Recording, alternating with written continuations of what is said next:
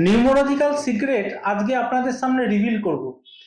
Basically দুটো ডেটসে যারা জন্মগ্রহণ করে তাদের কখনোই কোনোভাবে পয়সার কমতি আসে না।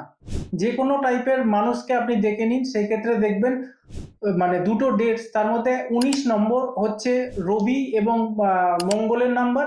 তো রবি আর মঙ্গলের সংযোগে যাদের জন্ম হয় 19 তারিখে, তাদের বেসিক্যালি আমি দেখেছি ফিনান্সিয়াল প্রবলেম আসে না। এবং যাদের 15 তারিখে জন্ম হয়, বেসিক্যালি হচ্ছে রবি এবং বুধের কম্বিনেশনের ডেট, তাদেরও কিন্তু দেখবেন যে ফিনান্সিয়াল প্রবলেম আসে না। এমনিতে তো প্রতিটা ডেটই ভালো, সেইটা নিয়ে কোনো সংশয় নয়, কিন্তু ফার্নিশড ভাবে লাইফটার মধ্যে অ্যাবেন্ডেন্স প্রসপারিটি বেশি আসে যাদের 19 তারিখ এবং 15 তারিখ জন্ম হয় তাদের। তো আপনার কোন ডেটে জন্ম আপনি আমাদের কমেন্টস করে জানান, এবং আপনার নিজের সাথে রিলেট করুন আপনার 19 তারিখ না 15 তারিখে জন্ম, এবং আমি যে কথাগুলো বললাম আপনার সাথে ম্যাচ করছে কিনা। ভিডিওটা ভালো লাগলে অবশ্যই শেয়ার করবেন, সবার মধ্যে জানার অপরচুনিটি খুলে দেবেন।